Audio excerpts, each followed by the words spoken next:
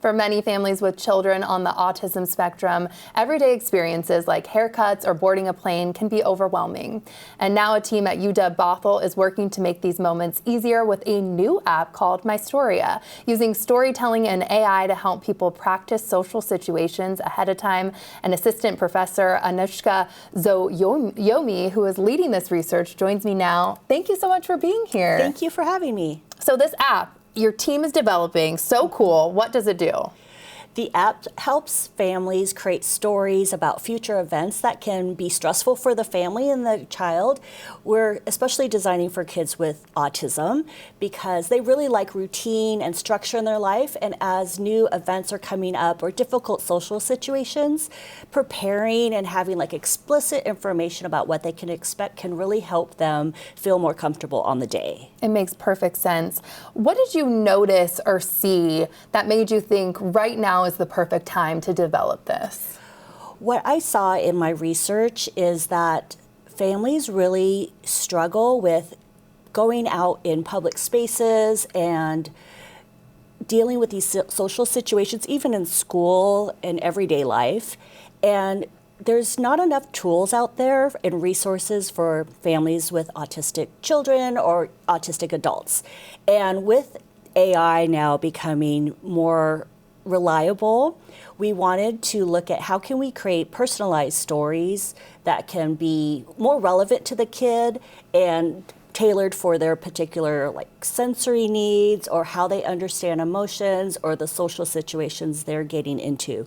So we thought this was a good time to develop this prototype and try it out with some families in our research. And both autistic individuals, their caretakers, and teachers can create content. Is that correct? Please explain. Yes, that's correct. So we are thinking of this as a platform of sharing stories so families can find stories. Maybe they're preparing for spending the weekend at Grandma and Grandpa's or going to a birthday party or the 4th of July party, and they know that different situations, maybe unfamiliar people, or just this change in routine can be hard. And so what we wanted to do was like provide a way that people can share stories if they want.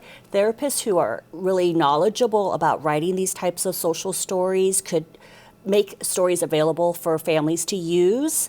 And eventually we want this to be something even like amongst a family, like maybe the parents create it and grandparents add to it, they could add their voice to it, and then the child has a great, rich, personalized library of stories for them. That is so amazing to have that so personalized, and the voice aspect is going to be so cool, and you'll have that forever too. You've been testing it at the Idea Lab that you lead, and you're actually looking for participants, right?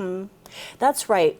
We want to be connected with the autism community. It's really important for our lab that we do community engaged learning and research. And we love to talk with families that have autistic kids, teachers, therapists, and then eventually we also want to do research with the kids themselves and see how they experiment with our app and what kind of stories they want to tell. What will they do when they come in if they are picked? And then how do you find these people? Right. So the session is a mix of talking, finding out a little bit about their family situation and the dynamics, and then trying out our prototype app. It runs on an iPad, and we'll have them create a few stories that are relevant for them and then give us their feedback on what they liked and what they didn't like. That's amazing. And so is it just kind of word of mouth how you're finding people to be participants? Right. Well, we are working with some local autism organizations, and also PTA is popping up as a great resource for us. And so we are also looking, for new people, because it's frankly like everybody's very busy. Families with autistic kids are very busy, but we're really hoping to find some new families to connect with. And tell me more about the future real-world implications for use.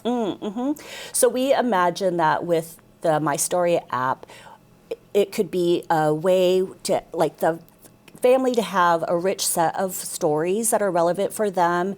Maybe during their bedtime routine, they read the stories, or as the child could read it on their own, with this audio playback, or with a parent, or maybe when they go to like grandma and grandpa's house later, then they can review it again with them. And just, we want it to be a playful thing for the family to use. This must be extremely gratifying work for you.